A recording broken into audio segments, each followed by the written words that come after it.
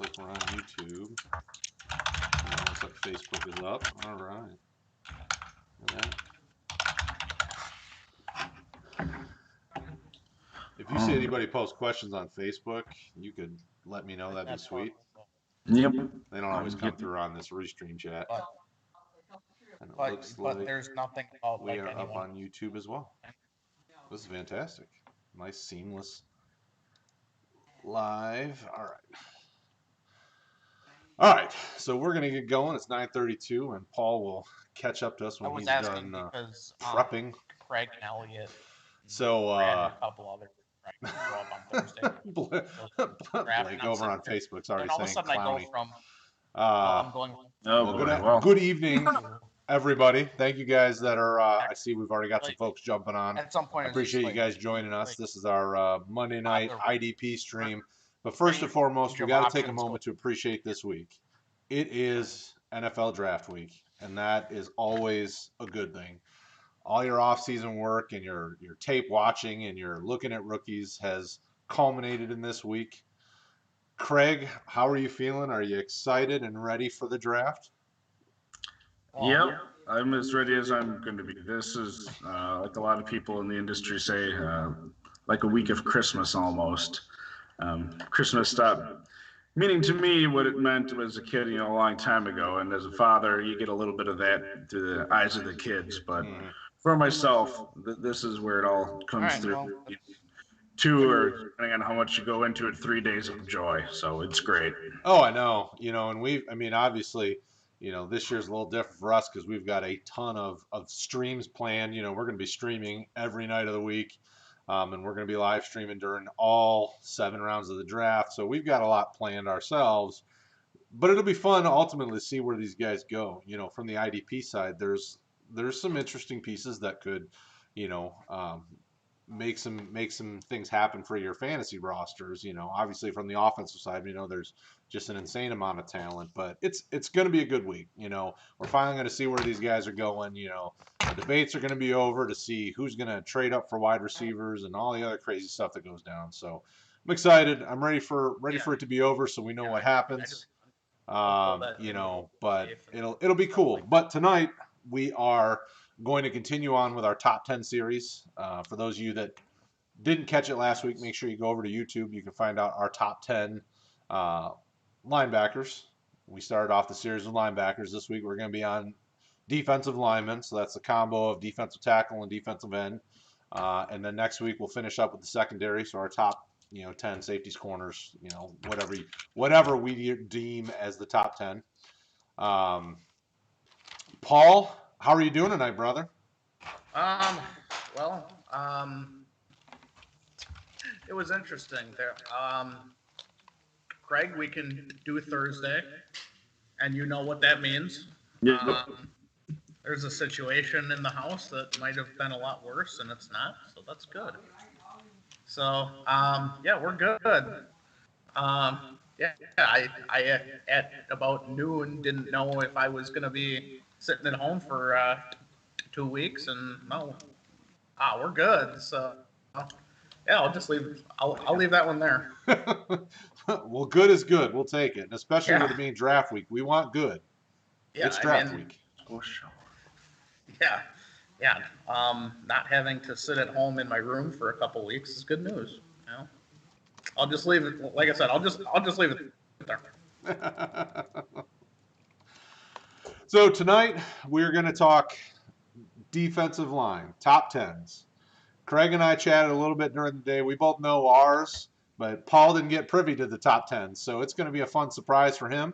I can imagine that there'll be a lot of overlap, just like the linebackers, kind of varied throughout the order between all 3 of us. But it was a fun chat last week. It was cool to kind of see, how each person values. Obviously we saw Paul valuing youth, and Craig was kind of in the middle ground, and then I was all over the place. You never knew what was going to come out of my mouth. So I think that's probably going to be a little bit of the same tonight as well. But we'll see how it goes, and we'll have fun with it. So, Craig, I'm gonna let you kick us off. Who's your very top defensive lineman? My top defensive lineman is Danielle Hunter, defensive end for the Vikings. I'm guessing he's at or near the top for most people.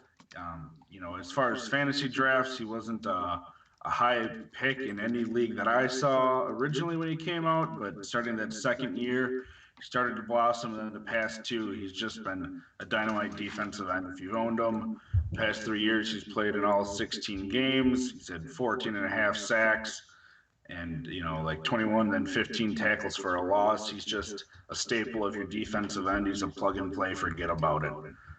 He can't ask for any more than what he's given you lately. So that is my number one pick.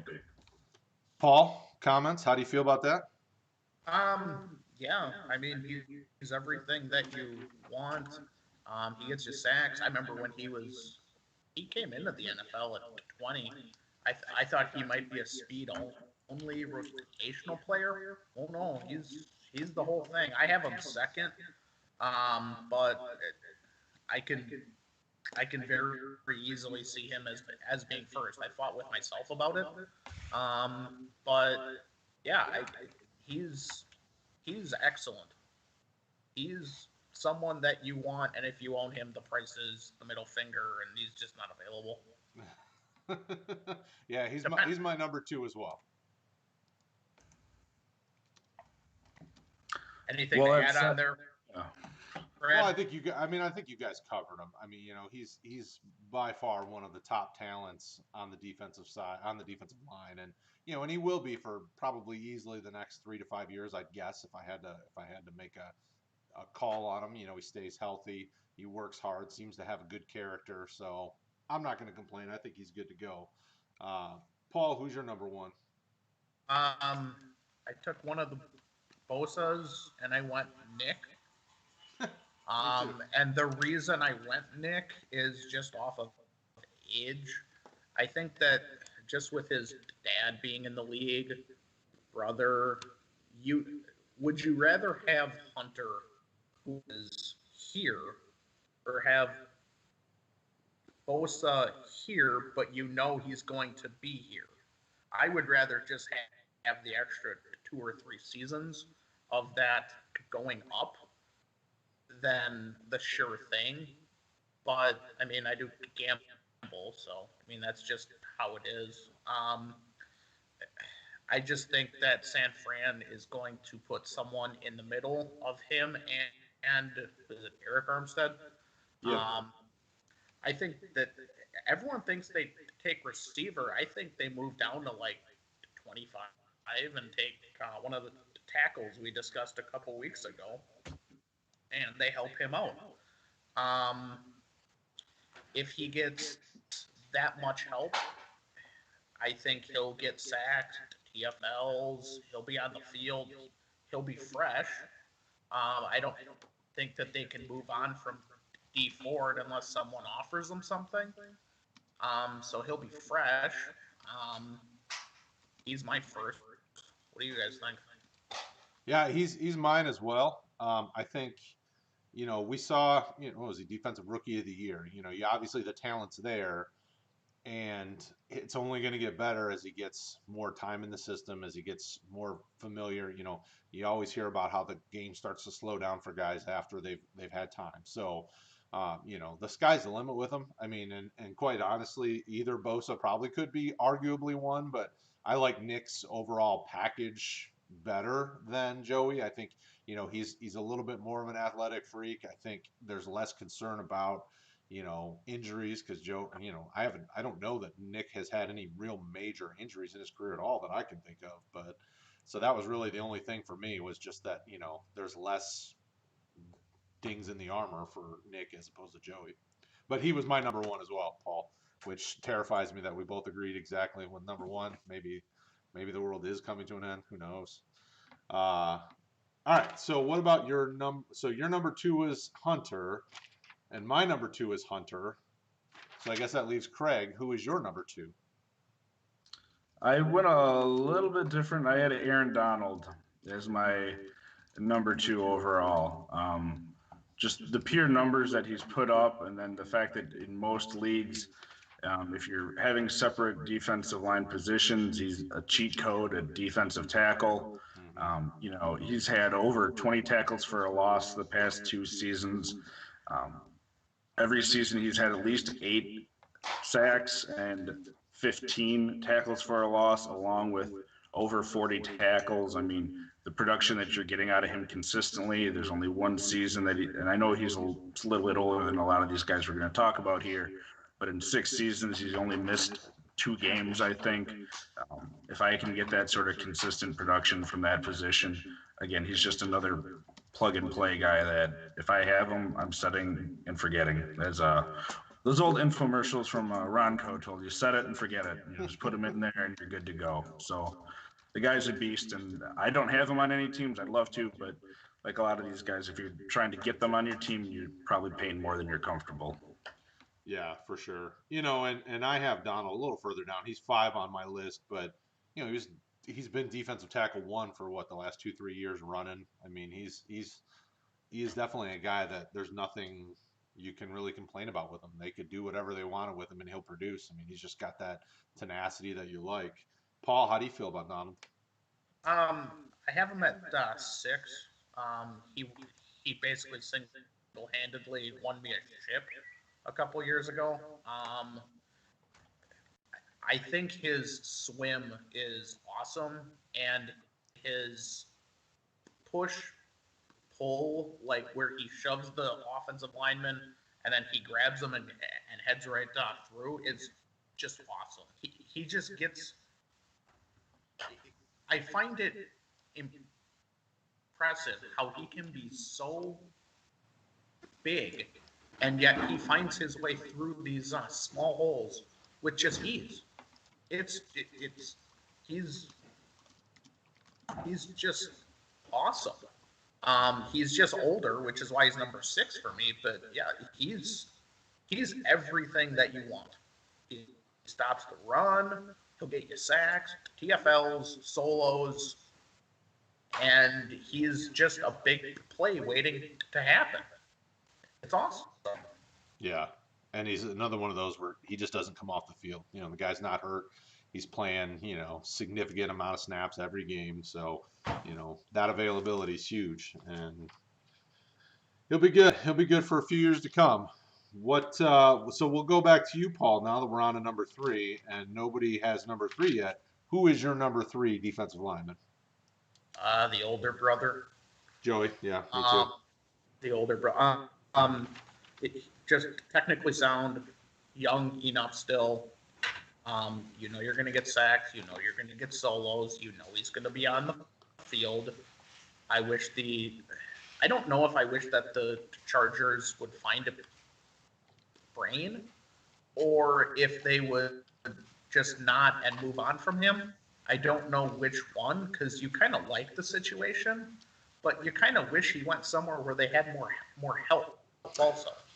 But if he ends up in the right scheme, it's a very Philly move to be like, hey, we'll give you our late first for him so that you don't have to pay the salary. And the Chargers are always the one going, oh, well, we didn't want the salary anyways. I mean, they're complete idiots. But that, if he ends up with a decent defensive line, look out. I mean, you're looking at, is it Strahan who holds the sacks record? Mm-hmm. If he ends up with the Eagles, you start looking at that number and going, yeah, maybe he beats that. He's just awesome. Well, the nice thing is they did a decent addition in the offseason when they grabbed Linval Joseph, but he's not really had a ton of talent around him other than Ingram coming from the other side, has been fairly significant, but they need some better linebacker play. You need to have a reason for those offensive coordinators to try to figure out how to stop more than just Bosa and sort of Ingram. I guess I meant more up the middle with a decent tackle than other edge. But yes. So you think Tillery ever develops? What's that? I was going to say, you think Tillery ever develops, or did they just waste a first-round pick? I thought he was more in the 3rd round. But I mean, I saw the athlete, but not the player. But yeah, if he gets some more help up the middle, look out. Craig, how do you feel about Joey? I have him as my number 3 as well. He had those concerns initially when he was holding out, and his rookie year he came through and showed that he wasn't gonna be a problem, and then he got hurt 2 years ago, but beyond that, all the other 3 seasons, including the year he held out, he had over 10 sacks, over 10 tackles for a loss. He was getting his tackles.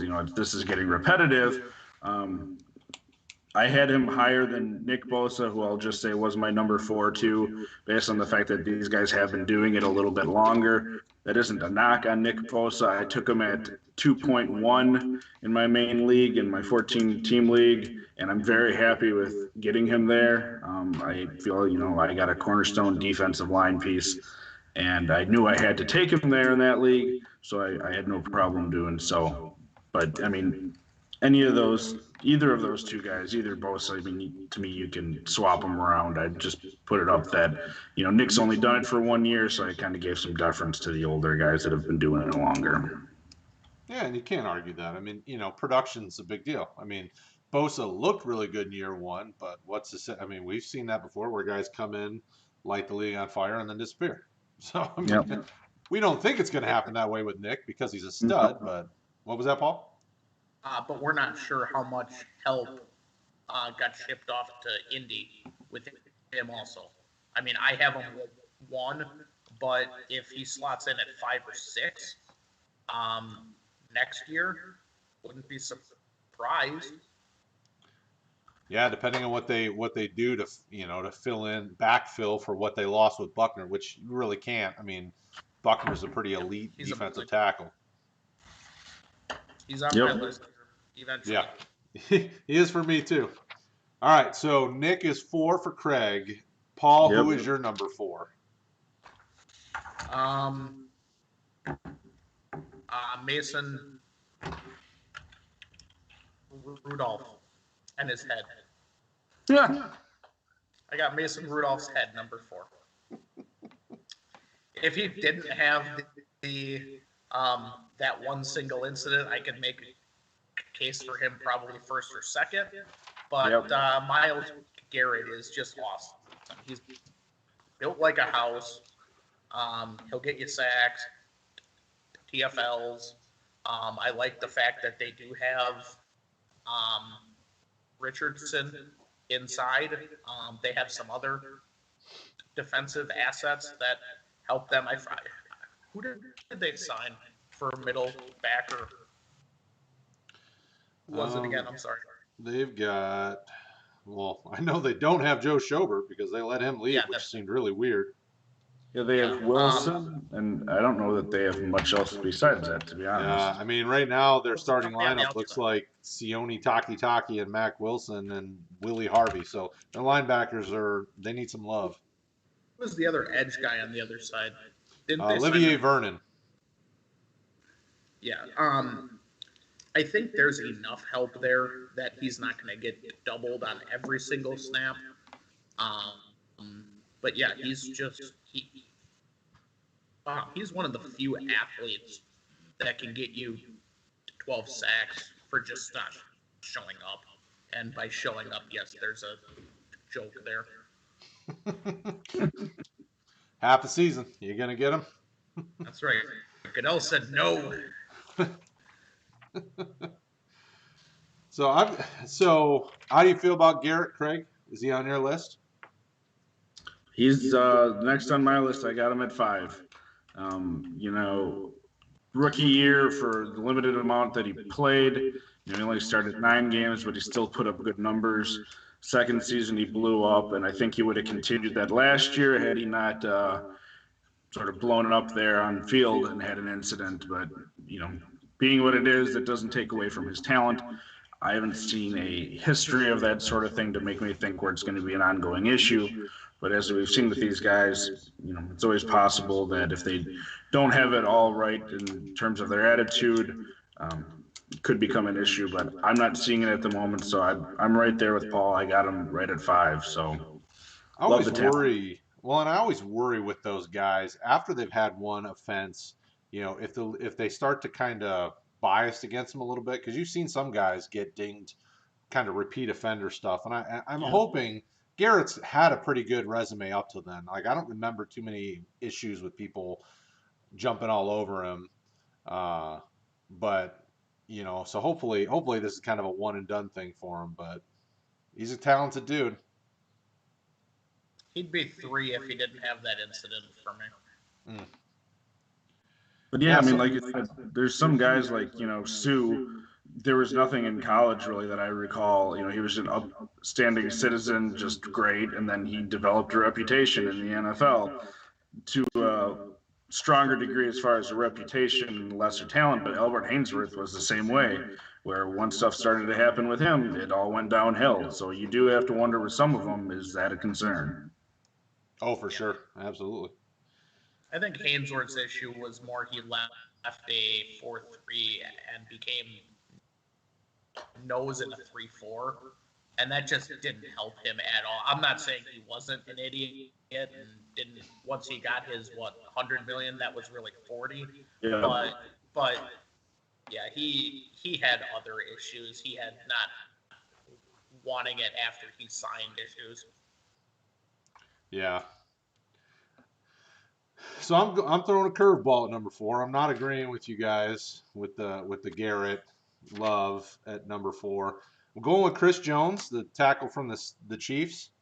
Kind of a curveball, but I when we were looking at the top 10, I was trying to balance out a little bit of the defensive ends and the tackles that I like a lot. And Chris Jones is a guy I love in Kansas City's scheme. I actually have 2 Chiefs linemen on this list, which I was really surprised once I looked back through it. I was like, oh. But Chris Jones, I like his motor. What did he have? Like 15 sacks 2 years ago. He had 9 last year. He does a good job of getting after the quarterback. He's gonna get you, some pass deflections, some tackles for loss. He's got a really good motor, and he stays healthy, stays on the field. He'll arguably top 3 defensive tackle if you're playing defensive tackle specifically and have to play him in a league. So he's a guy that I feel comfortable with. Was he 25, 26 at top? So you're going to get a few more good years out of him, probably 3 to 4 before you start seeing him hit the cliff. So I like Chris Jones from the Chiefs. How do you guys feel about Chris Jones, Craig? I have him at 7. To me, he's the second defensive lineman, or excuse me, defensive tackle. Clearly, that's how I have it on my list after Donald. But to me, he is like a clear step down. There is only one Aaron Donald. Just because he doesn't necessarily put up the number of tackles for a loss and sacks that those defensive ends do, that are really the big point getters in fantasy. I do have him down there at 7, but I definitely think he's top 10 worthy, and he's shown himself to be a great asset if you can get him. We'll probably get to it since you mentioned it. The other guy that they have there, it seemed like last year he ate away at some of his production, which I think there had been a little bit of an expectation for. And if that continues, with Chris Jones not having the same production, with Clark eating into it, he'll probably be farther down next year if I see a repeat of it. But he definitely has the talent. Paul, how you feel about Jones? I had him at number 8, and I'm really happy that he worked out in the NFL. Otherwise, we'd be sitting here and remembering him as, and Brad, I'm sorry, this is a family-friendly show. He'd be known as the guy who ran the 40 with his Johnson hanging out. Remember when that happened and he was just on live TV and just swinging in the wind? Like, I remember watching that and thinking, like, oh, there's all that. No, I think I got him off of Elliott and XFL. If you're playing tackle-specific leagues and you want to rank Donald, Jones, or Buckner, whichever order, they're pretty much the same. They're all going to get their solos. They're all going to get their TFLs. They're all going to get their sacks. For what you can have for tackle, but he's just a really solid play. I don't know if he has the ceiling as the other ones, just because they ask him for true tackle. But yeah, he gets what, like 70 solos every single season? That's a lot. He's an elite athlete. Yeah, he gets it. And and I have Aaron Donald at 5 on my list, and it's only age related that I even have Jones above Donald. I mean, and that's 4 and 5, so it's not like it's a a big dip there. But yeah, I mean, all of the D tackles on our list, and I've got 3 on my list, are all really good athletes. And that, if you're doing fantasy and you're looking for a defensive tackle, you need a really good athlete that obviously is also a good football player. But these guys all are the kind of the prototype that you want in your D tackle. I mean, they have a range of different moves they're good at. I mean, obviously the swim move with Donald's kind of the big one, but they all can do a lot of different moves well, because you have to be able to beat double teams. You have to be able to get through, guys that are on the interior of the line, which tend to be pretty good with their hands and maybe not the best athletes. So if you're a better athlete than them, that tends to be to your advantage. Craig, any other words on Chris Jones? If not, feel free to. Oh, you already gave us your 5. If you got any other words on Chris Jones, you can talk on Chris Jones.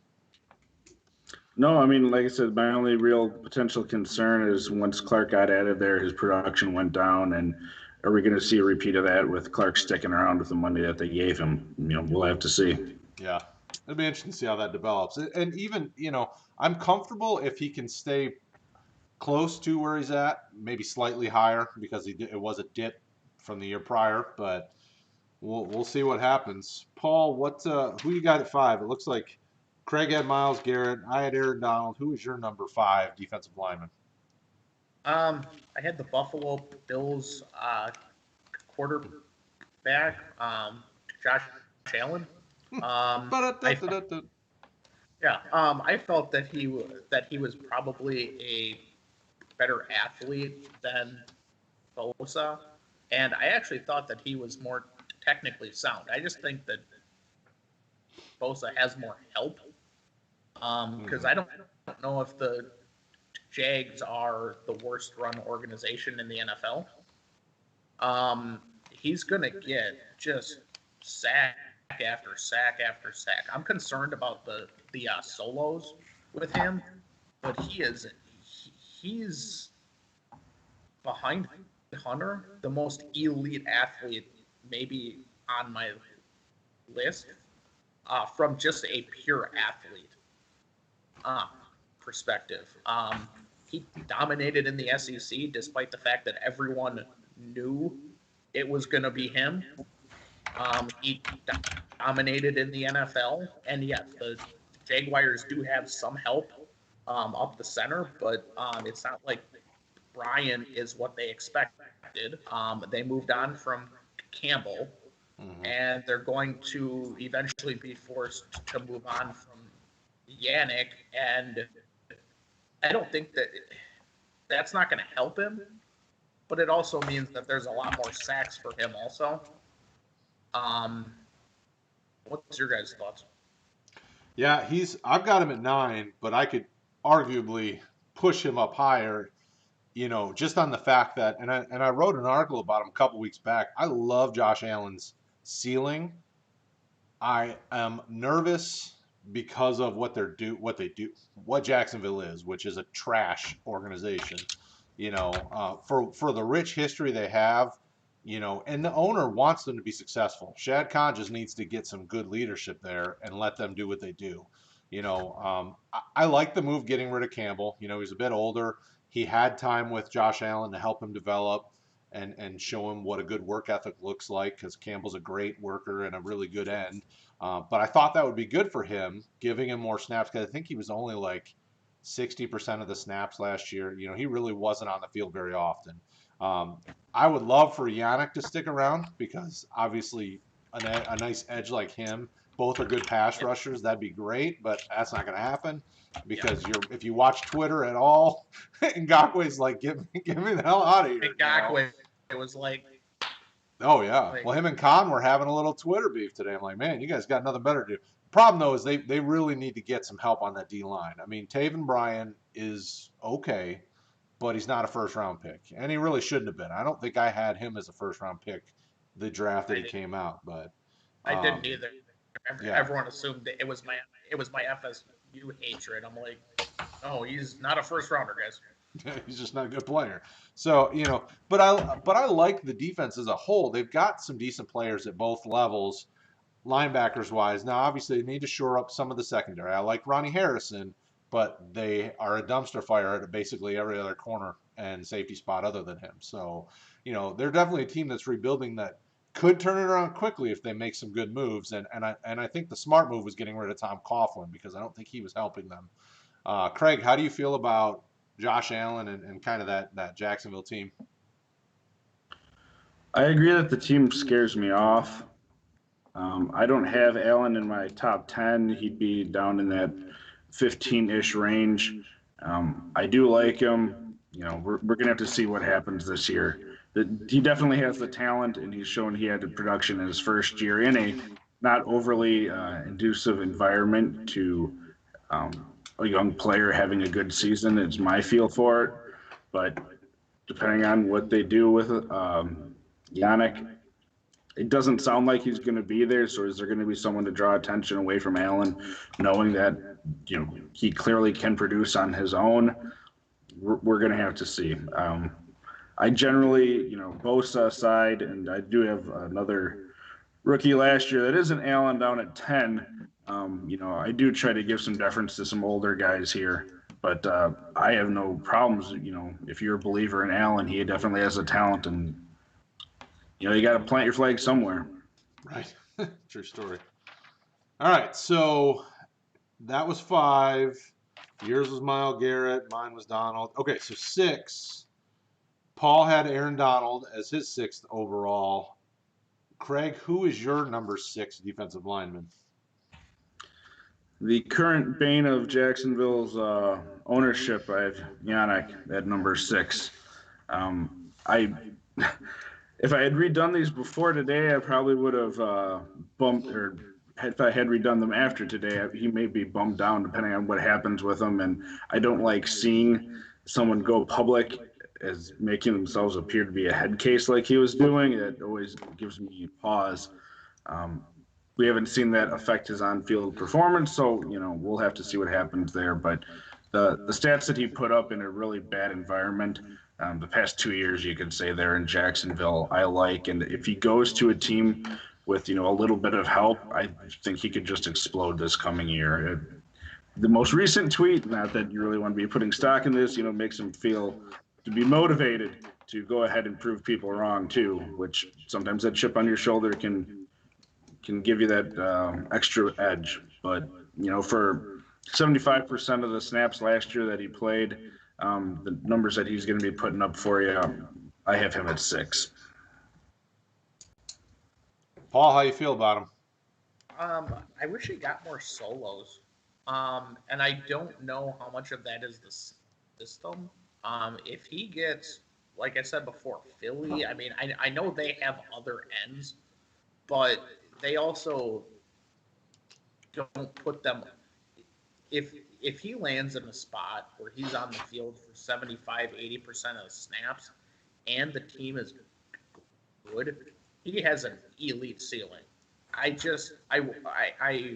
wonder about if he signs, if he'll quit trying. And I know that he said, "Oh well, I'm going to prove everyone wrong." No one's ever flashed 50 mil, 100 mil in front of somebody and been like, "God, hey, you're working hard after this, right?" Like you don't know how he's going to respond, and he's never had a truly elite tackle figures that makes me want to say, all right, I have him that high. But if he lands in the right spot, sure, I can see it. The place that I want to see him go, and my gut kind of tells me just because there's the relationship, I think he could easily go to Seattle because they haven't re-signed Clowney, and it seems like it's not going to happen. Like if he goes to a place like Seattle, I would bump him up, and he would be pushing my top 10 easy. I left him outside my top 10 just because of my concern that he goes somewhere, if you follow the Twitterverse, which I don't recommend people doing because anything's possible to come out of Twitter's mouth. You've seen Detroit reporters talk about Detroit trying to trade for him. If he went to a team like Detroit, it would be a waste of time. Like they would either try to stand him up, like he's not bulky enough to play, in a kind of a 3-4 type scheme, and ugh. But if he goes to a team like Seattle or somebody that has a nice, throw him in his hand in the dirt, let him come off the edge, and just do that constantly, he'll be fine. On that also, I think if he ends up in a 3-4, I don't think he's a defensive end anymore. And no, he's a linebacker at that point. And that clearly hurts. Because I don't know if he's going to have the sacks to offset his lack of solos to where I want him that highly. I mean, I'll be honest, you fleeced me on the Khalil Mack one. I was kind of hoping he got defensive end eligible, just kind of hoping against hope, and the same thing might happen to him. Mm-hmm. I mean, he's an elite athlete. I just don't know if I want him that highly. Well, yeah, especially for the production you're not going to get at the position that he's going to be stuck in. Yeah. All right, so also on Seattle, what the heck were they thinking when they took LJ Collier in the first round? Like, did anyone else just look and go, why did they draft a guy that should have went in the 5th and the 1st? Or was I the only one? It's because Seattle normally doesn't pick in the first round, so they didn't really know what to do with it. I'm like, oh, what's this? Nobody wants to trade with us? And then they threw a dart, and I'm like, oh, crap. We'll take this guy. They drafted Rashad Penny the year before, who was like the 70th overall player. Like, hey, let's, take Collier. He's like the 90th. Like, hey, oh, this didn't work? Oh, why not? All right, that's a side. Well, and Seattle sometimes, they haven't done it a ton, but Seattle's one of those teams where sometimes they can get more out of the guys. They can really develop some of that defensive talent. You've seen it with a few different guys. I just don't know if Collier's ever going to be more than just a diamond in the rough. Nice skill set, an athletic dude, not amazing at anything, but I didn't see it. I stashed him in a couple spots because they drafted him in the first round, so they're going to give him a chance. And maybe he's more than what we think he is. I don't think he is, but yeah. So I'm not the only one who looked and thought, oh yeah, what are those? Okay. All right, moving on. Yeah, I've been off on my side tangent here. We had a room full of people who didn't know what was going on there, so. Could be. All right, so you got Ngakoue, Craig. Paul's got Aaron Donald. My number 6 is a guy that I'm probably going to regret having him at number 6, but DeMarcus Lawrence. And the reason I put him up here is because Dallas actually went out and decided to sign some defensive tackles to maybe not cause DeMarcus Lawrence to have to get so much extra attention. I like the Gerald McCoy signing. I know he's older, but he does a good job as a tackle. Dontari Poe, I think, will do a good job next to him because not only have they played together before and they're familiar with each other, that scheme, I think DeMarcus Lawrence can still produce you good numbers. My only concern with him is, obviously the injury front. The guy likes to lead the games quite regularly with injuries, so that obviously is a concern. But from a talent level, he could easily be in the top conversation of top 5 to 7 defensive ends. So I've got him up here right now. Last year he was defensive end like 7, I think, at the end of the year, and he missed quite a bit of time. I mean, missed time. So I like the talent. I like the scheme. I like what they've done to address some needs, especially a D tackle. Problem though is they still haven't addressed the other defensive end. Tyrone Crawford is not great, and they don't really have anything there. So I really would like to see them do something to at least draw some attention. I like their linebackers. I like their secondary. Roast me on DeMarcus Lawrence, Craig. I have a few concerns. It starts with Rod Marinelli leaving, where he was just a master with that defensive line when he was there, and they got a lot of production out of a lot of cheap guys without a lot of world-beating talent because the dice that they rolled on guys like Randy Gregory wouldn't work out. And then, like you said, he didn't have a great season last year, and that was with Quinn having a great season across from him, drawing attention from defenses. So, as a Dallas fan, the big thing I want to see how he does with Rod Marinelli leaving, because with what he was able to pull out of that defense and no-name guys getting production, it wasn't world-beating production, but he got a lot of production out of guys you didn't think were going to have, 3 good games out of a year. And with, he's only really had 2 really good seasons out of 6. So, I like having him on the team. I wasn't a huge fan of the contract that he got, but, I understand why they did it. To me, he's probably, again, in that second group of 10, not in my top 10, but he has the talent. It's just, are you going to get the production that you're paying for with him? Because he's still someone that you're going to have to pay quite a bit to get in the league. Mm-hmm. Paul? I ranked 15, and he wasn't on that list. I'm just concerned about the lack of solos that he gets. He seems like a sack artist only, and I have leagues where that would be fine. I have leagues where that's not fine. And he hasn't, for 255 or whatever he is, he plays the run decent. He doesn't get tackles. And that's my concern. And I think that he has had some help. Quinn on the other side is going to help, but he's also going to eat some sacks also. Mm-hmm. And that was a ridiculously horrible contract, but it brings me joy watching Dallas just not make smart moves. And Craig can laugh at me later when the Packers aren't good or whatever, but yeah, I'm just not a fan of the only sack stat that you get from him. Well, and Quinn left. I mean, Quinn went to Chicago. Oh, I'm sorry. He went to Chicago. I'm sorry. It was one team I don't like who overpaid versus another. I'm sorry. Well, the interesting thing. So, how do you guys feel about Dallas did make an interesting move in signing Aldon Smith. Do you think anything comes from that, or has he been gone for too long to be any value? Paul? I mean, I could hit my 15 and blackjack and hope it works out, but I don't think so. I just don't. I mean, he might work, but he was almost that same kind of only a speed guy. Yeah, he could run you over, but he's been out of the league for what? I don't know, 5 years? Yeah, 4 or 5, I think. That's a lot. And some of those he was high as a kite. Like no, I get why they signed him, but no thanks. Greg? For $2 million, I'll take a flyer on the talent that was there. Is anything going to come of it? Like Paul said, probably not. His last good season, really good season, was 2012. It's the same thing with Randy Gregory. Are you ever going to get anything out of him if he comes back? Probably not, but he's cheap, so why not take a chance? I mean, I forget the name of the guy. Was it Rolando McClain that they did the same thing with, a year or two ago or whatever it was? They got him cheap to see if he could do anything, and he didn't, so they let him go.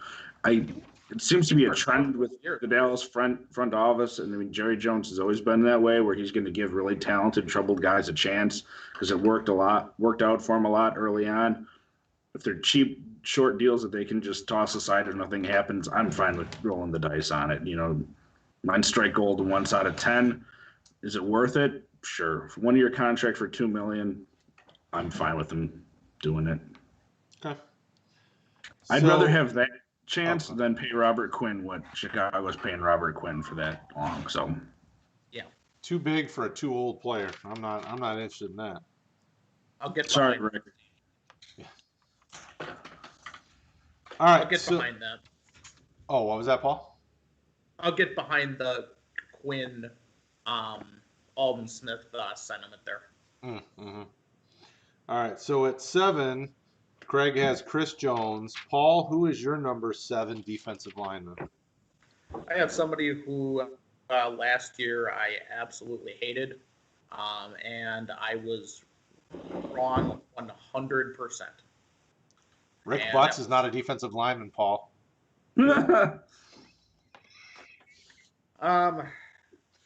No, someone I wrote down do not draft, and I underlined it and highlighted it, and I look at that now and go, yeah, you were an idiot.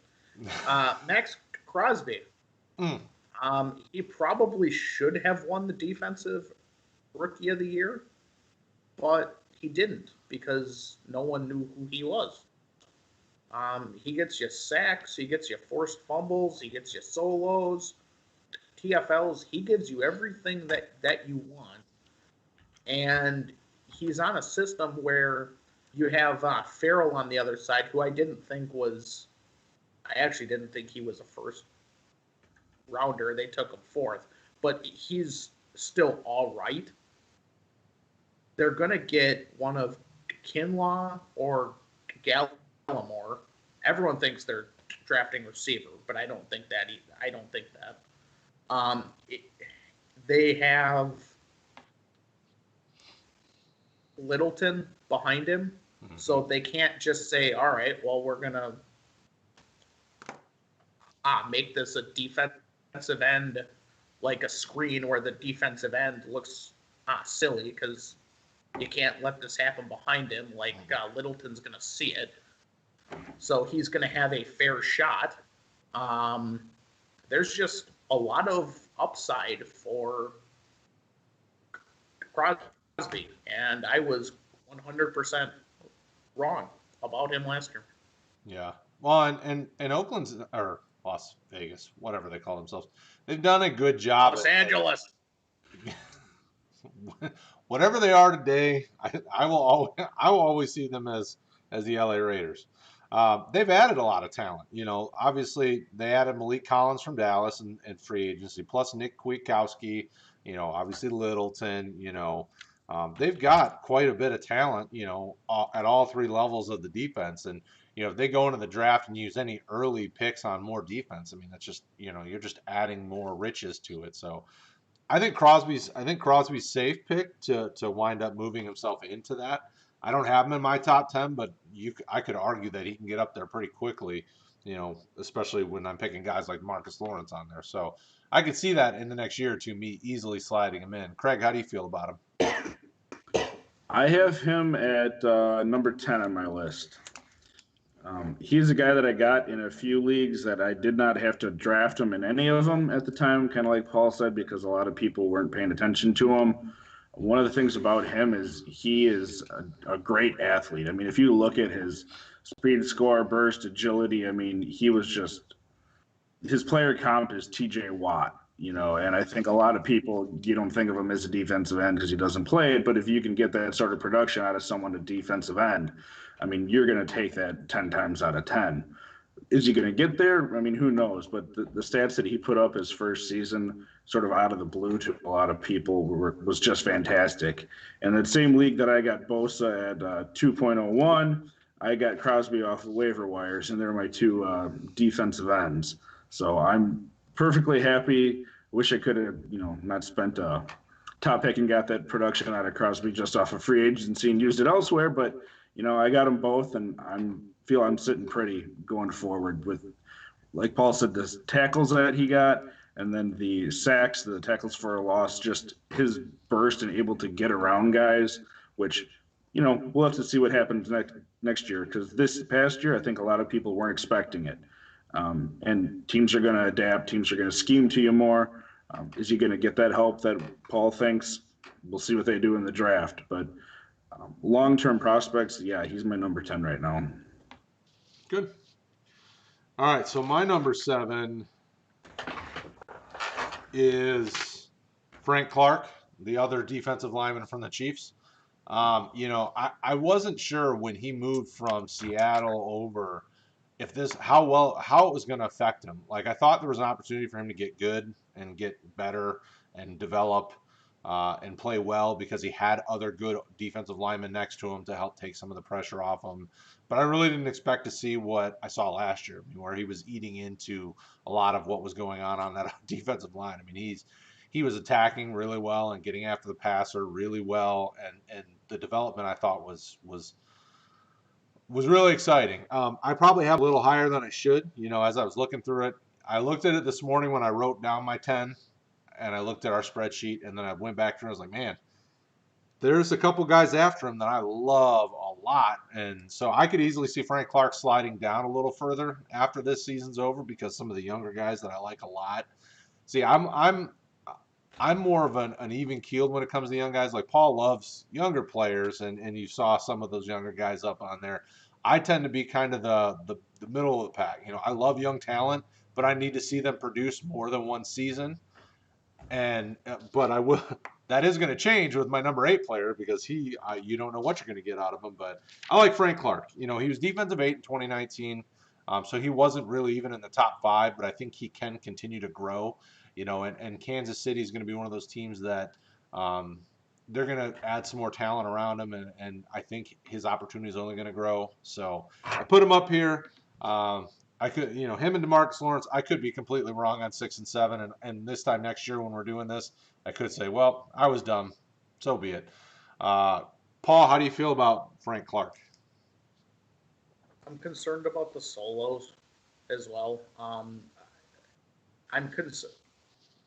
concerned that he doesn't have anything between his ears. And I've kind of always thought that. I'm concerned that now that he's got paid, that he's gonna quit. I know that the Chiefs, at least in theory, will keep him and say, "Hey, I can win, I don't know, 3, 4, 5 rings here, so maybe I shouldn't." But I'm concerned he's what they look at and go, "We spent all he doesn't get the solos." I'm concerned that he's not smart, and I'm concerned that he just goes, "All right, I got my 100 mil, I'm done." I ranked 15 and didn't have him on my list, and he wasn't going to be in my next, I don't know, 3 or 4. But he's got he is the athlete upside that I can see it. Craig, how about you? I agree with Paul on this one. I mean, if you're most leagues, you know, for IDP have sacks more and more, getting tackles for a loss. When you combine them, I mean, the most that he's had in the season is like 23, and then with the lack of solo tackles, I mean, the most he's had in the season are 33, and other than that, he hasn't hit 30 in 5 seasons. I know last year's a little bit different that he went to a different team and had to adapt, but just in terms of fantasy production, he isn't in that top tier. He's probably closer to, you know, number 20 for me than he is number 10. But, you know, talent-wise, he's probably one of those defensive linemen that's better for you in real life NFL and the pressure that he gets you than fantasy-wise. Because fantasy-wise, when you compare him to a lot of the guys that we've talked about, the production just isn't there for getting you points. Because most leagues, and there are some, you don't get points for quarterback pressures. I've seen more of that coming. That'd be another aspect to look at. I don't have those numbers in front of me, and I know a lot of places don't keep quarterback pressures because of how ambiguous that is. But yeah, for sure.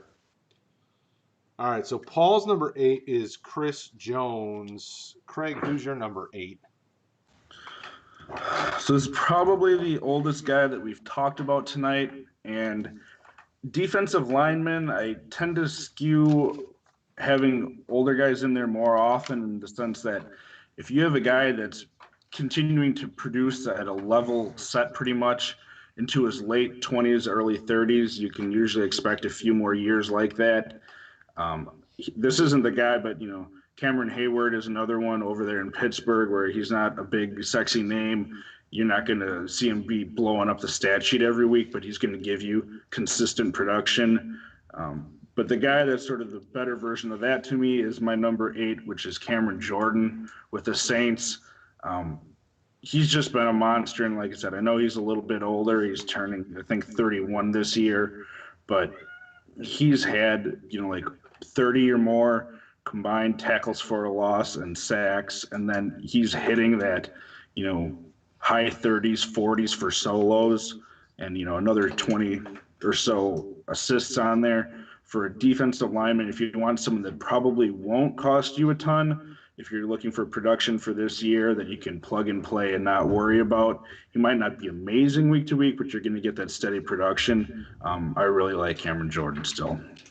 Yeah, and for Dynasty, he's not in my top 10 just because, like you said, he's in the 30s. But if you're in a redraft this year and next year, he's probably going to be one of the better consistent producers. I definitely agree with you. Paul, what do you think about Jordan? He's the Wagner of D line. You know what you're gonna get. You know what the age is, and you move on. Redraft, he's probably, I don't know, 4 or 5. There's not much to say. He gets solos, he gets the pressures, TFLs, assists. He gets everything you want. The only number you don't like is number 31, and that's it. There's not much really to add on to it. I have him at 13, but I mean, it is what it is. If you marked him at 6 or 7, I wouldn't shake a fist at it. Absolutely. All right, so that leads me to my number 8, and as I was looking at the rankings, and I'm looking at, we're talking Dynasty, I had to go with Chase Young because I love Chase Young's upside. And I have to caveat it, if he's a defensive end. If he goes somewhere and he's a linebacker, you're screwed. He's going in the toilet, and I'm not touching him. He has to be drafted as a defensive end. If he goes to Washington at 2, I like that, and I think that's going to go well for him. Maybe not immediately because they have a lot of defensive line talent. Ioannidis, Allen, they have more than enough guys along that line. And let me pull up their roster because I know they've got a couple of guys that I like quite a bit. They have Sweat and Payne. Yes, Montez Sweat. But at this point, I think Sweat and Young as your defensive ends would wreak havoc on quarterbacks because that's insane athleticism on each side of the end. You have Daron Payne and Jonathan Allen in the middle. Ioannidis is kind of the odd man out, and he probably slides into D tackle in a more traditional 4-3 scheme, I would think, because of his size. I mean, I think the dude's close to 300 pounds. But as a 4-3 defensive end, I love Chase Young long term. I think he's got the athletic profile. I cannot base this on any NFL production because he has no NFL production. But this was this is the Isaiah Simmons of the defensive line group. I think he's an insane athlete and could easily be a top 10 player next year in the conversation for defensive rookie of the year if he's a defensive end. Gentlemen, Craig, what do you think about Chase Young? There isn't a whole lot more to say. I mean, we don't know what he's going to do in the NFL. And it's the same sort of thing, Crosby, Bosa, Nick Bosa, if you had asked me this time last year, is there a chance I'd have Bosa close to the top 10? Probably, but that's more based on his name and college production. I at least want to see a year out of a guy, sort of like we discussed last week with Simmons, before I put him up there. Does he have the potential to be top 5 that we're talking about next year, depending on where he goes and what he does for D lineman? Sure. I mean, based on what we know now, I probably have him in that 15 to 20 range somewhere without knowing more. But I'm very interested to see where he goes. Very likely early on Thursday. Mm-hmm. Paul? Well, I own him in XFL. Right. But yeah, if he's a D end, and I wrote down 2 guys at number 8 because one guy, if he's a D end, and the other guy is if he's a D end. He is an absolute elite force off the edge when he tries. We watch some of the runs. He doesn't show effort, and it's a little concerning because that was Jadeveon Clowney, but Clowney also kind of only won because he was an athlete, whereas Young wins because of hands and athleticism, and hands and athlete. Bosa, Hunter, Garrett. There is an elite ceiling here. Mm-hmm. I have him, like I said, number 8 as well. But again, I listed multiple guys 8, and when I say who the other one is, you guys will see why. Okay. Okay, who's your guy? My other number 8 guy is Chandler Jones. And like I said, it's an if he's a D end. I mean, it's not that he's not good, but half the leagues he's a backer in, and half the leagues he's a D end. You are getting absolute elite out of him, but he's 29 or 30. He's the same as Jordan. It's just, you know for a fact that Jordan's an end, and half the leagues you're not going to get that out of Jones. So, like I said, I put number 8 as if he's defensive end. So I know that's cheating, but I mean, that's the way that edge is right now. Same concept. Yeah, that's a tough thing. What were you gonna say, Craig? Yeah, I mean, I understand why he did it. You know, Chris Jones is another one of those guys where, like you said, he's sort of a cheat code, sort of like if he was consistently a defensive end this whole time, he's probably right up there in my top 3. It's just most of the leagues that I see him in, he doesn't have defensive end eligibility. You know, in terms of the production, you know, consistently over the past 7 years or whatever, he's like Aaron Donald, where he's just tearing it up. Just so happens at the moment he's a linebacker for all intents and purposes, which if you're calling him a defensive end, I have absolutely no problem, and he would be in my top 10 too. Yeah, and some of the sites are faster on it, and some of them are slower. Some of them are behind. I mean, I don't know. I don't have a response other than. Yeah, well, that's a tough thing. I mean, I think over time this situation could resolve itself. You know, I would love to see sites that allow you to properly correct the eligibility. You know, if there's a one of the or make it flexible enough where it, you know, if a guy doubles is either or, you can change that. But yeah, I agree. Flexibility or eligibility is critical. So at number 9, I had Josh Allen, which we've already talked about. Craig, who is your number 9? He's a guy that we've brought up a few times, and I'm going to be interested to see just how he adapts to his new team because they paid for him, and they certainly are hoping that he continues what he did in San Francisco. But I have DeForest Buckner, the third defensive tackle on my list. You know, he's not going to a situation with as much talent, young talent as that's performed consistently that he had in San Francisco. So I think there will be more focus on him specifically.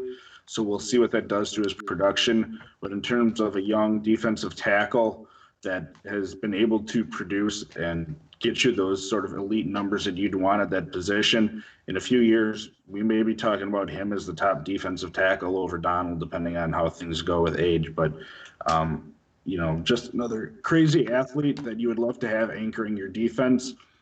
Sort of like we, you know, talked about with Chris Jones. He wasn't really in a new situation, but Clark coming in changed his situation last year. I'm curious to see what moving to Indianapolis does to Buckner. Well, and he goes to a situation that's actually pretty well set up. You know, they have a lot of nice defensive pieces on that team, you know, and they've invested early in the draft to try to fix that in the last few years, you know. Getting Kamiko Toure. I mean, obviously they paid for Justin Houston last year and they put him on the edge, and that was a pretty smart move. You know, obviously everybody knows Darius Leonard, but Anthony Walker produces really well as a Mike linebacker. Bobby Okiriki out of Stanford was kind of my sleeper guy last year that I really liked and tried to acquire. You know, and on the back end, obviously they added Xavier Rhodes to help give them some help at the corner position to go. You know, so it's a defense that is up and coming. Now, obviously, it's not 49ers level good, but it's not terrible either. So it's more, you know, well above average. Paul, how do you feel about Buckner? I'm a fan of the floor. I believe he's gotten over 65 solos every year in the league, and from the inside, that's as good as you can ask. I know that Grady Jarrett had a nice season, but the top 3 tackles, I mean, Jones didn't last year, but he got hurt. You have to skew it. The top 3, you can really switch him. And he doesn't seem like someone who, now that he got paid, is going to just be like, all right, I'm finished. If you play him defensive tackle separately and you have him listed as your first, okay. I have him at 10, but I would have no issue if someone had him at 5 or 6 on the D line. Yeah, I have him at 10 as well. He's good. I think, was he like he was like DT2 last year, so I definitely, I'm feeling good about him long term. I mean, the guy's young, he's smart, and Indy's an up and coming team. I mean, their defense at least is up and coming. Yeah, he's a very solid floor. Absolutely. So, Paul, who's your 9, seeing as we know Buckner's your 10? Sam Hubbard. Just somebody who gets a lot of solos, enough sacks, and he does it by being smart, technique, and a B+ athlete. He's probably the worst athlete I have on this list, but once you factor in age, no one, is this his 3rd year? Yeah, I think so. He's only like 25. I think he was fine his first year, but he was splitting snaps, and the second year, what was he, D lineman 8 or 9 or something last year? I know I owned him in one league. He was DN. Oh wait, I don't start him in that league for some reason. Defensive end number 10, and that doesn't seem like overly good, but they have other defensive ends, and I fail to see Cincinnati being smart enough to keep all the other DNs that they have. I know that who's the old guy from Florida? Dunlap. Yeah, Carlos Dunlap. He's getting older to where he's not going to see the field here, and those are going to be all Hubbard's snaps. And on the other side, they have who's the guy? Carl Lawson is the other DN. Yeah, I like Lawson a lot. Yeah, I like him as an actual player, but he's not a good fantasy player. And those are all solos that Hubbard just magically soaks up. So that's my thoughts on I mean, Hubbard. Hubbard's right outside. I think, if I remember correctly, he's like 11 or 12 on my list for D lineman. He's right there. The funny thing is as much of a dumpster fire since he's been the last few years, their defensive line has always seemed to be stacked, and it only got better. They added DJ Reader.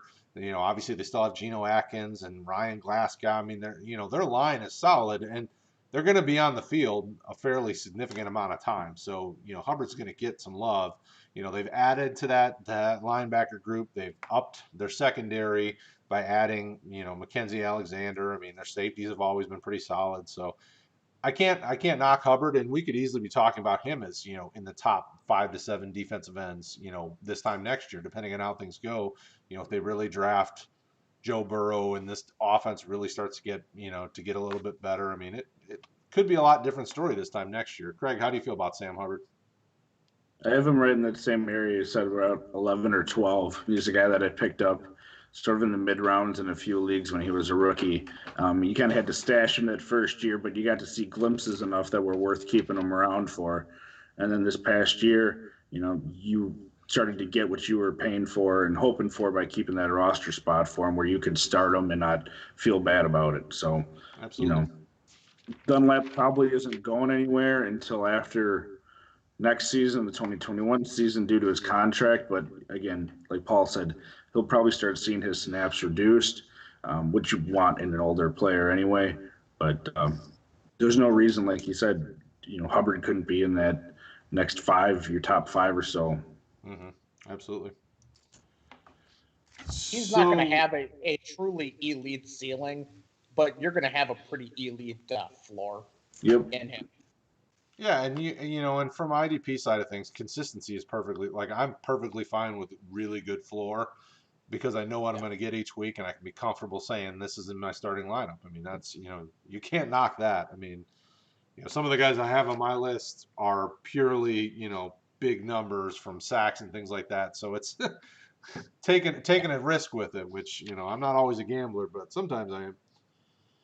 So we both had Buckner at 10, and Craig had Max Crosby at 10. That's it. That's our top 10. Do we have any questions, Craig? Have you been seeing anybody post anything over on Facebook question wise? I haven't had anything updated in terms of questions on there. No. Okay, so I did have I had one come to me directly from Blake over on our Facebook group as we started the show.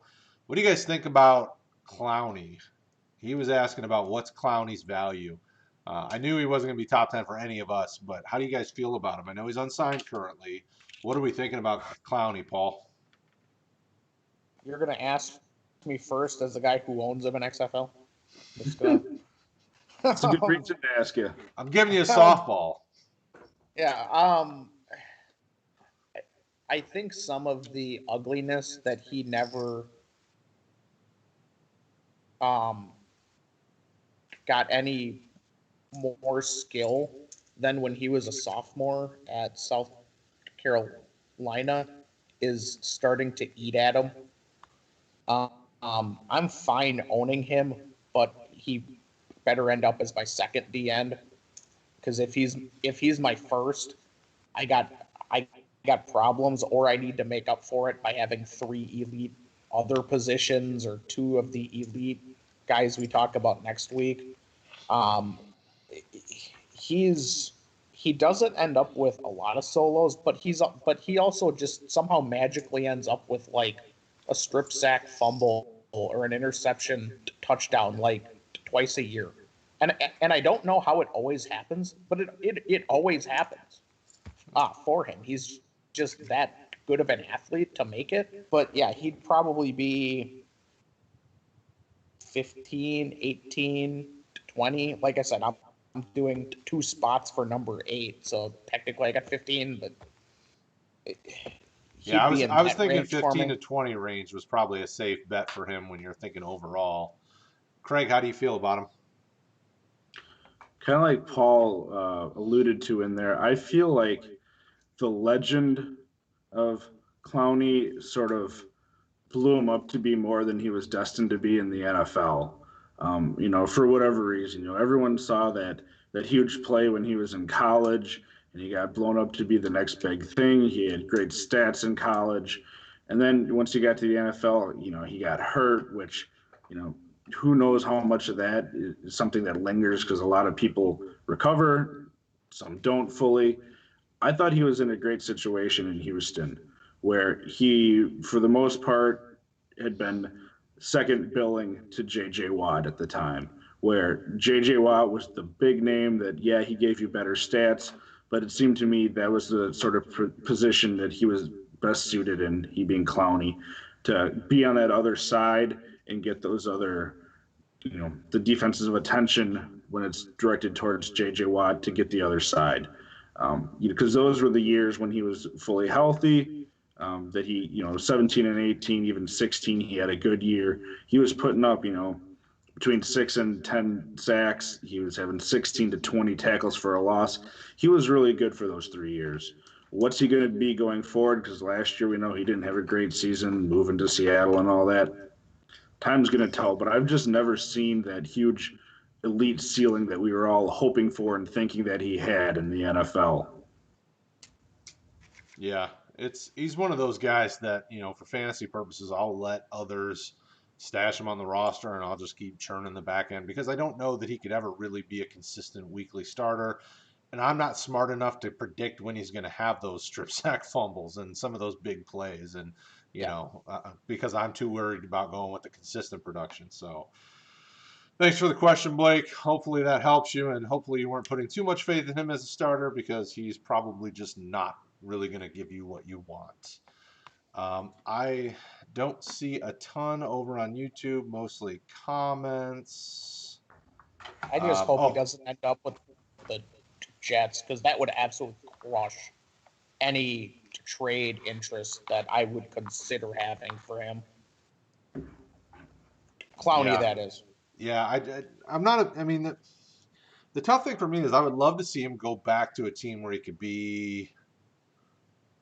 I think I like him better as a DN, like he was with Seattle. But I mean, even with that, I don't know that he's, ever going to push for a consistent starter. And I think he played well in a 3-4. I mean, he played pretty well with Houston, but I just don't feel good. Excuse me, good about him ultimately long term anyway. I mean, there's nothing. His name's bigger than the value in my mind. Well, and that's a big concern that we talked about, like someone like Chandler Jones. Is your system going to have him as an edge player? Is it going to have him as a defensive end? Or is he considered a linebacker? A lot of his value goes down if he's only listed as a linebacker. Yeah. I think. Go ahead. I was just going to say our Facebook community chimed in and said Jets or Panthers would be bad. I can't see who the user is, but. Yeah, I mean, I think he's one of those guys that if he has another really good defensive end on the opposite side, you're going to be happy having him as your second starting lineman in a deeper, 12 or higher team league. Like Paul said, if he's your defensive lineman 1 in a 12-team league where you're at least starting 2, I'm looking to upgrade to have someone better and keep him as your number 2. Or because I've referenced it before, but Paul and I have a league we've been in for, like 8 years now. It's IDP league. Clowney's been sold a few times for a premium both times, and God love it if you can find a buyer for someone to take him at a high price from you, because that's what you're hoping for. For sure. So CXK over on YouTube, not necessarily a question, but we can comment on this. And CXK, I appreciate you. You are always watching our stuff, and you're the man, or woman, or whatever CXK stands for. So he said, first view and like, he is taking Chase Young at the 209, and he's not sure how terribly comfortable he is with it, but he says, hey, you only live once. I think 209 for Chase Young, if you can get him there, I'm okay with that. I'm assuming this is probably something more like a deeper super flex IDP type thing. 209 is a decent spot for him. Yeah. I think if he's a defensive end, you need to move that 9 number to like 1, 2, 3 range, maybe 4. I can see Isaiah Simmons going. If your scoring format is a lot of solos, I can see Isaiah Simmons going from like 7 to 12 range, and I don't. Once Simmons is off, once Young goes, you're going to see Simmons go right, or they're going to be within, I don't know, 3 or 4 of each other. Yeah. And I mean, without seeing scoring format, I can sit here and go Simmons should be a 3rd rounder, but I can also see him going like 7th overall, depending on your scoring format. And Young is the same, but like I said, or like we said before, this is only if he's an end. And I was 100% sure that Chubb was going to be a defensive end, and he wasn't. So right, we'll see. Yeah, and that's a tough thing. Is Young could easily be early 2nd round pick if he is the end. So that's a tough thing, but time will tell. A few more days and we hopefully will know that. But even if you're getting him at 2.9, I feel a lot better about that if he's a linebacker to start for the first few years, because with how often these systems change or players change teams, he could very well end up being a defensive lineman if he doesn't start off that way in a few years. If you're getting him in the mid to late 2nd, hold on to him, assuming that you have the room. He could always change and then be that, star defensive lineman you were hoping for. Agreed. Speaking of switching, how is it that MFL magically switches Clowney, and the season they switch him to D end, he just magically isn't good anymore? How did that happen? I'm confused. Karma. I don't know from what, but karma. Confused. Maybe they lost a bet. They're getting back at you, Paul. All right, so I don't see any other questions, and we are now pushing an hour and a half-ish. So we're going to wrap it up. I think it's been a good conversation. We are, we got a good list of top 10s. So for those of you that watched it live with us, I appreciate it. For those of you that watch it after the fact, I appreciate it. If you have questions, our information's here. You can find Craig and I over on Twitter. Paul is in our Facebook world. Mr. Paul, what's up, buddy? I have one. Do you guys have your next 5 ranked just to be like a very fast 1, 2, 3, 4, 5, or do you not have that on you? I can get it in a second. I can pull it up. Why don't you give us your 1, 2, 3, 4, 5 while we do pull it up? I was gonna say I got Yannick, Watt, who we hit on just age and injuries, Cameron Jordan, and Farrell, just because of opportunity.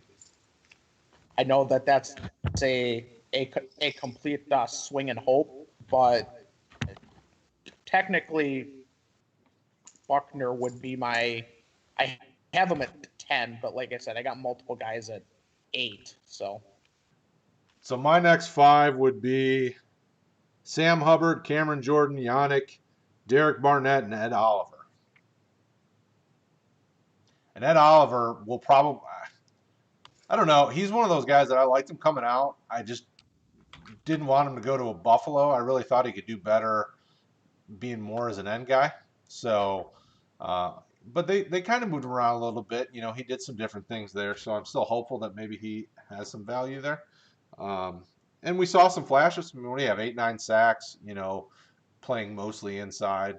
So, yeah, if you play tackle specific, obviously he's a lot higher ranked. Oh, for sure. So my next 5, I had Hubbard, who we talked about, Young, who we talked about, Lawrence, who we talked about, Josh Allen, who we talked about, and then someone we didn't discuss, but I'll throw him in here for Paul, Brian Burns. I like what I saw out of him as a rookie, and I was surprised we didn't at least get a mention. If you would have told me I was the first one to mention on this stream over Paul, I would have lost money. But I liked what he showed his first year, and we'll see where it goes from here. But he was my number 15. Well, the bigger question is, what is Matt Rule going to do with him? If he leaves him as an end, I think that's fine, and he'll be good. If he moves him more to a kind of a hybrid linebacker, this is just like all the other guys. It's useless. Yep. Yeah, I was going to say that. He's a quality player, but I'm a little concerned that he's 230. He came in as a freshman at like 195, and we're all sitting there going, wait a minute, this guy's a D end, and you said the first number was 1? Like, really? But then he showed it on the field, but he is the Kalavon, is that his first name? Chason of this year. Kalavon Chason. Where it is only a speed rush, only outside, unless they have some weird blitz. I'm just not as much of a fan of them.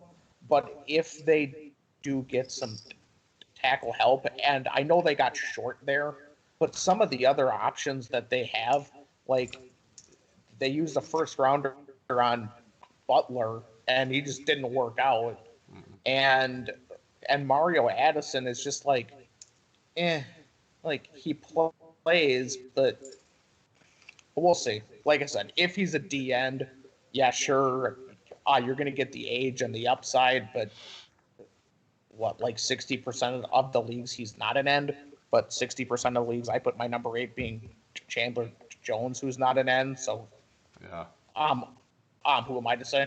Yeah, my concern is that some of these projected depth charts I've been looking at, they're moving to more of a 3-4 type system, He's an outside linebacker that I don't want.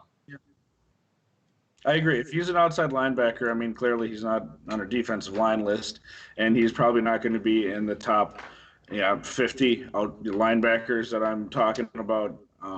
But for what he showed his first year, I mean, he only started 5 games. He played probably around a half, less than that, maybe snaps. They got you 7.5 sacks, 19 solos, and 5 tackles for a loss, and really limited playing time. If they continued to keep him there and put a little bit around him, I think he could really turn out to be someone that we saw higher up in there. It's the same old story until we get that sort of just edge designation for those outside linebackers and defensive ends consistently. You're always going to be at the mercy of the positional gods for whatever platform you're playing on. True story. Yep. So that was a quick extra bonus 5 for you all out there in the world that are watching. If you stuck with us this long, we're helping you out even more. So, again, rotoheat.com. I'm going to post these up here. But we've also got our ADP dropping and our rankings dropping. The rankings should be dropping this week if they aren't out in the next day or so. And that's rankings for everything. IDP, Devi. We've got Devi and Devi Superflex that are going to be ranked. We've got offense. We got all sorts of rankings that are going to be jumping up on the site. So you got lots to look at. Don't forget, back here tomorrow night at 9 o'clock, Rick, Rob, I think it's Rob and I will be talking AFC team needs, fantasy team needs, I think. But check out our Facebook community. You can talk to Paul, Craig, and I over there, or we're on Twitter. Rick posted over on Facebook, and here on YouTube, we've got the schedule up so you guys can see what's coming this week. Make sure you guys stick with us, and thank you guys. We will talk to you tomorrow. Thank you.